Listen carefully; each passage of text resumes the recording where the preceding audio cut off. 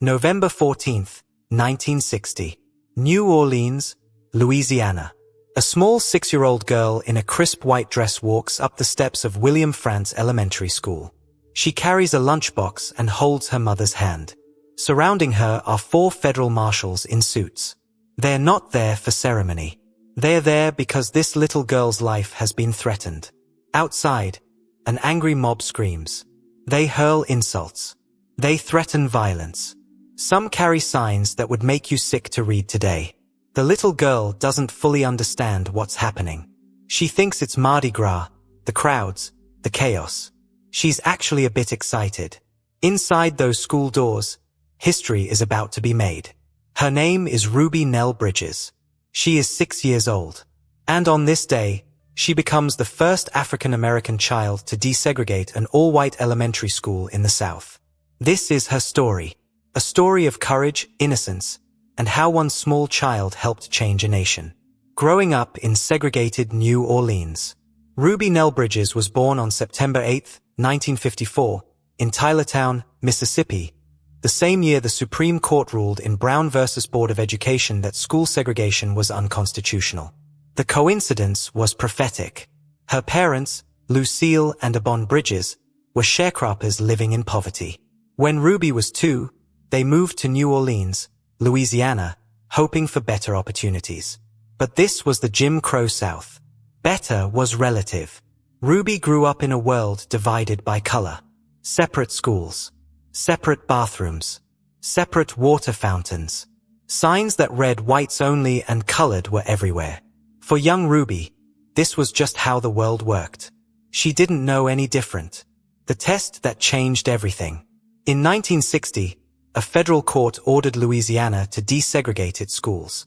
The plan was to allow African American students to apply to previously all-white schools. But there was a catch. They had to pass a test. The test was intentionally difficult, designed to keep black students out. Most who took it were meant to fail. Ruby was one of 6 students in New Orleans who passed. Her father, Abon, didn't want her to go. He was terrified for her safety. He knew what white supremacists were capable of. He'd rather keep his family safe than make history. But Ruby's mother, Lucille, saw it differently. She believed this was an opportunity, not just for Ruby, but for all black children. If they didn't take this chance, things would never change. "I want Ruby to have the education I never had," Lucille said. "I want her to have the opportunities one never got." It was a mother's courage that would set everything in motion. The family's decision. The choice to send Ruby to William Frantz Elementary School was agonizing. The NAACP warned the family there would be protests, possibly violence. Ruby would be alone. No other black student would be going to that particular school with her. The threats started before she even walked through those doors. Angry phone calls. Letters filled with hate. People promised to hurt Ruby, to hurt her family. Abon was working at a gas station. His boss was white. If Ruby went to that school, Abon would likely lose his job. But Lucille was resolute. This was about the future. This was about what was right. Ruby herself? At 6 years old, she didn't fully grasp what was happening. Her mother told her she was going to a new school. Ruby was excited. She thought it must be a special school if she needed protection. She had no idea she was about to become a symbol of the civil rights movement. November 14th, 1960. The day arrived. 4 federal marshals, assigned by President Eisenhower, came to escort Ruby and her mother to school. Ruby wore a white dress. Her mother had dressed her in her Sunday best. She carried her lunchbox. She looked like any other first grader on her way to school. But when they arrived at William Frantz Elementary, they encountered something no child should ever see. The mob.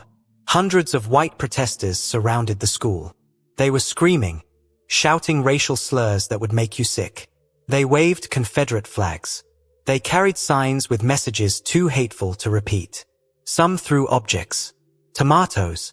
Eggs. One woman held up a black doll in a wooden coffin. The crowd was so threatening that the marshals had to form a protective barrier around Ruby and her mother.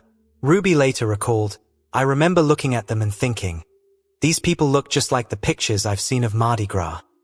I thought maybe they were celebrating something. The innocence of a 6-year-old, protecting her from understanding pure hatred. The marshals rushed Ruby and her mother through the crowd and into the building. But the nightmare was just beginning. The empty school. Inside William Frantz Elementary, the hallways were eerily silent. As Ruby entered the building, white parents were pulling their children out. One by one, mothers grabbed their kids and left. They would rather have no education for their children than let them share a classroom with a black child. By the end of that first day, every single white student had been withdrawn from the school. Ruby spent her entire first day sitting in the principal's office. There was no class for her to join because all the white parents had removed their children. The marshals stayed with her all day. When school ended, they escorted her back through the still screaming mob to go home. This became her routine. Every single day. Mrs. Henry, the only teacher who would teach her. Most of the white teachers at William Frantz refused to teach Ruby. They wouldn't even be in the same room with her. But there was one exception. Barbara Henry, a white teacher from Boston who had recently moved to New Orleans. Mrs. Henry volunteered to teach Ruby. For an entire year, she taught a class of 1 student. Every day, Ruby sat alone in a classroom with Mrs. Henry. No other students. No playmates. Just teacher and student. Mrs. Henry treated Ruby with kindness, dignity, and respect. She made learning fun. She created a normal classroom environment despite the extraordinary circumstances. Ruby later said, "Mrs. Henry was the only white person who really showed me love during that time. She was young and pretty, and she cared about me." For a whole year, this was Ruby's education. A classroom of 1, protected by federal marshals, while an angry mob waited outside. The daily routine of terror. Every single school day for an entire year, Ruby had to walk through that mob. The protesters learned her schedule. They were there every morning. They were there every afternoon. They screamed at her. They threatened her. One woman showed up every day to shout that she would poison Ruby's food, which is why Ruby never ate anything at school except packaged crackers. Ruby's father lost his job, just as predicted. Grocery stores refused to serve her mother. Her grandparents, who were sharecroppers in Mississippi, were kicked off their land because of what Ruby was doing. The family paid a devastating price. But every morning, Ruby got up, put on her dress, picked up her lunchbox, and walked through that hatred with her head held high. At 6 years old. The psychological toll. The stress was overwhelming. Ruby began having nightmares. She would wake up screaming. She started insisting her mother sleep with her. She developed fears and anxieties that no child should have. But she never refused to go to school. Not once. Child psychologist Dr. Robert Coles, who studied Ruby during this time, was amazed by her resilience. He asked her how she could face that mob every day. Ruby told him something extraordinary. She prayed for them. Every day, standing in front of that screaming crowd, Ruby would stop and pray. She would ask God to forgive them because they don't know what they're doing. Dr. Coles was stunned. This 6-year-old child was praying for the people who wanted to hurt her. Years later, he wrote, Ruby's courage was not the absence of fear, but the ability to act despite it. At 6 years old, she understood something that many adults never learn, that hate must be met with love, not more hate. Norman Rockwell's The Problem We All Live With. In 1964, artist Norman Rockwell painted one of the most iconic images in American history, The Problem We All Live With. The painting shows a small black girl in a white dress, walking between 4 tall men. You can only see their torsos, no faces. On the wall behind her, someone has written a racial slur and thrown a tomato that's dripping down the wall. The girl carries a ruler, textbooks, and walks with quiet dignity. That girl is Ruby Bridges. Rockwell never painted Ruby from life. He worked from photographs and news reports. But he captured something essential about that moment. The painting hung in the White House in 2011 when President Barack Obama invited Ruby to view it with him. Ruby later said seeing it with the first black president was one of the most moving moments of her life. The painting endures because it tells a truth about America. that incredible courage is sometimes required just to do something as simple as go to school. Media coverage. Ruby's walk to school was covered by national media. Photographs of the tiny girl surrounded by federal marshals appeared in newspapers across the country. For many Americans outside the South, it was the first time they truly saw what segregation looked like. The hatred directed at a child was shocking. It galvanized support for the civil rights movement. How could anyone justify threatening a 6-year-old? Ruby's innocence made the evil of segregation undeniable. Slow change. As the school year continued, something began to shift. A few white families, inspired by Ruby's courage, started sending their children back to school. They were ostracized by their community, threatened, called traitors. But they came back anyway. By the end of the year, Ruby's classroom had a handful of other students. She was no longer alone. The mob outside grew smaller, not because people had changed their minds, but because they got tired of protesting every single day. Hate is exhausting, even for those who practice it. The support system. While Ruby faced hatred at school, she found love at home. Her mother was her rock. Lucille Bridges never wavered, never doubted, never let Ruby see her own fear. The black community rallied around the family. When grocery stores refused to serve them, neighbors shared food. When Abon lost his job, friends helped with money. The NAACP provided support and protection. Civil rights activists watched over the family. And Mrs. Henry, every single day, created a space of normalcy and love in that classroom. Ruby was carrying the weight of history, but she wasn't carrying it alone. The end of first grade. In June 1961, Ruby completed first grade at William Frantz Elementary School. She had survived an entire year of daily terrorism. She had maintained her grades. She had never missed a day of school. At 6 and 7 years old, she had shown more courage than most people demonstrate in a lifetime. The next school year, things were different. More black students enrolled. More white students returned. The federal marshals were no longer needed. Ruby Bridges had integrated William Frantz Elementary School. It wasn't easy. Racism didn't disappear. But the impossible had become possible because one little girl refused to give up. Growing up. After that historic year, Ruby tried to live a normal childhood. But normal was complicated. She had become famous, but she was still just a kid trying to figure out her life. She stayed at William Frantz Elementary through 5th grade, then transferred to an integrated junior high school. She eventually graduated from an integrated high school in New Orleans. Her family struggled financially for years. The consequences of their courage followed them. But they survived. Ruby didn't talk much about that first grade year for a long time. She wanted to move on, to be seen as more than that little girl in the white dress. Finding her voice. It wasn't until the 1990s that Ruby began speaking publicly about her experience. She realized that her story had power, not just as history, but as a lesson for new generations. In 1995, Robert Coles published a children's book called The Story of Ruby Bridges, illustrated by George Ford. The book introduced her story to millions of young readers. In 1999, Ruby published her own memoir, Through My Eyes. For the first time, she told her story in her own words.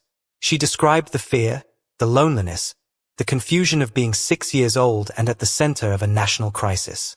But she also described the love she received, the courage of her mother, the kindness of Mrs. Henry, and the faith that sustained her. The Ruby Bridges Foundation. In 1999, Ruby established the Ruby Bridges Foundation, dedicated to promoting tolerance and creating change through education. The foundation's mission statement includes Ruby's core belief: racism is a grown-up disease, and we should stop using our kids to spread it. She began visiting schools, talking to children about her experience and about the ongoing work to end racism. Ruby discovered something powerful. Her story resonated with young people. They could see themselves in that 6-year-old girl. If she could be brave, maybe they could too. Reunions and recognition. In 1995, Ruby reunited with Mrs. Henry. They hadn't seen each other in over 30 years. The reunion was emotional. Mrs. Henry was in her 60s, Ruby was in her 40s. But the bond between them was still there. "You were the best teacher I ever had," Ruby told her. Mrs. Henry replied, "And you were the bravest student I ever taught." Ruby received numerous honors over the years. In 2001, President Bill Clinton awarded her the Presidential Citizens Medal. She received honorary degrees from multiple universities. Schools and community centers were named after her. In 2014, a statue of Ruby was unveiled in the courtyard of William Frantz Elementary School. The little girl who walked through hatred had become a national hero. What changed and what didn't? Ruby's walk into William Frantz Elementary School was a crucial moment in the civil rights movement. It showed the moral bankruptcy of segregation in the starkest terms possible. Grown adults terrorizing a child for wanting an education. What changed? Schools across the South began integrating, though slowly and with massive resistance. Public opinion, especially in the North, shifted against segregation. The courage of families like the Bridges inspired others to take action. The image of a child facing down hatred became iconic. What didn't change fast enough? Many Southern schools found ways to avoid integration for years. White flight to private schools accelerated. De facto segregation through housing patterns continued. Economic inequality persisted. Ruby herself has noted that schools today are, in many ways, more segregated than they were in the 1970s. The work she started is far from finished. Lessons for today. Ruby's message to young people today is consistent. Don't let anyone define you by the color of your skin. You define yourself by your actions. She talks about the importance of education, not just academic learning, but learning about each other, breaking down the barriers that separate us. She emphasizes that racism is taught. Kids are not born hating. They have to be taught to hate. And if they can learn to hate, they can be taught to love. Ruby's reflection on her childhood. Looking back, Ruby has mixed feelings about what she went through. On one hand, she's proud of what she accomplished. She knows she made a difference. On the other hand, she grieves for the childhood she lost. She missed out on the carefree innocence that most 6-year-olds enjoy. "I was just a kid who wanted to go to school," she says. "I didn't ask to be a symbol. But I'm grateful that what I went through meant something." She's been asked many times if she would do it again. Her answer is always the same: if it helped move us forward, yes. 1,000 times yes. The Marshals. In 2010, Ruby reunited with the federal marshals who had protected her 50 years earlier. The men, now in their 70s and 80s, embraced the woman they had once shielded from harm. Charles Burks, one of the marshals, said, "Protecting Ruby was one of the most important things I ever did. She was so brave. We were just doing our jobs, but she was changing history." The marshals had followed Ruby's life over the decades. They were proud of what she had become. William Frantz Elementary today. William Frantz Elementary School still stands in New Orleans. It's now a charter school serving a predominantly African-American student body. The statue of young Ruby stands in the schoolyard, a reminder of that November day in 1960. The school celebrates Ruby Bridges' Walk to School Day every year, when students walk together to commemorate her courage. But the school and the neighborhood also struggle with poverty, underfunding, and the systemic inequalities that Ruby's walk was supposed to help end. The symbolism is complicated. Ruby opened the door, but the work of creating truly equal education is still ongoing. A life of service.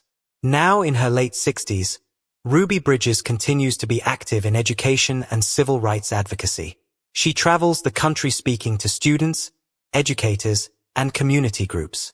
She shares her story, but more importantly, she challenges people to examine their own biases and to take action against racism. She's a grandmother now. She talks about wanting to leave her grandchildren a better world than the one she grew up in.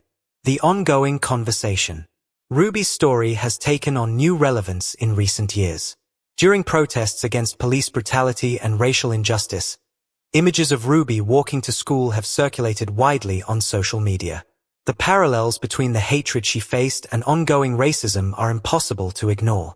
Ruby herself has spoken out. "People ask me if I'm disappointed that we haven't made more progress. The truth is, progress is slow. But it's real. We can't give up now. She reminds people that the civil rights movement wasn't one dramatic moment. It was thousands of small acts of courage by ordinary people. If a 6-year-old girl can walk through hate with her head up, she says, then surely we can all do our part to make things better. The conversation she had to have. Ruby has had to have difficult conversations with her own children and grandchildren about race in America. She's had to explain why, decades after her historic walk, black children still face discrimination. Why schools are still unequal. Why the fight continues. But she frames it with hope. Every generation has to do their part. My generation desegregated schools. Your generation has different battles. But we're all fighting for the same thing: equality, justice, and love. Conclusion: 28:30:30:00. The Power of Innocence. Ruby Bridges' story endures because it captures something essential about courage. She wasn't a trained activist. She wasn't a civil rights leader. She was a 6-year-old girl who wanted to go to school. Her weapon wasn't violence or even anger. It was innocence, dignity, and faith. She walked through hatred every day and prayed for those who hated her. That's not weakness. That's a kind of strength most of us can barely imagine. What we owe her. We owe Ruby Bridges more than monuments and medals. We owe her the completion of the work she started. Every child deserves access to excellent education, regardless of their race or zip code. Every child deserves to walk to school without fear. Every child deserves to be judged by their character, not their color. Ruby opened a door in 1960. It's our job to make sure that door stays open and that everyone can walk through it. The little girl in the white dress. There's a photograph of Ruby on that first day. She's tiny, dwarfed by the federal marshals around her. She's looking straight ahead, her face serious and determined. She couldn't have known what would come next. The year of isolation. The nightmares. The price her family would pay. But she walked forward anyway. That 6-year-old girl changed America. Not with weapons or power, but with the simple act of walking to school. She showed us that courage isn't the absence of fear. It's putting one foot in front of the other, even when everything in you wants to turn back. She showed us that change starts with individuals willing to do hard things. And she showed us that even the smallest person can make the biggest difference. Ruby Nell Bridges Hall, once a scared little girl in a white dress, is now an American hero. Her walk to school was just the first step in a journey that continues today. The question is, are we willing to take the next step?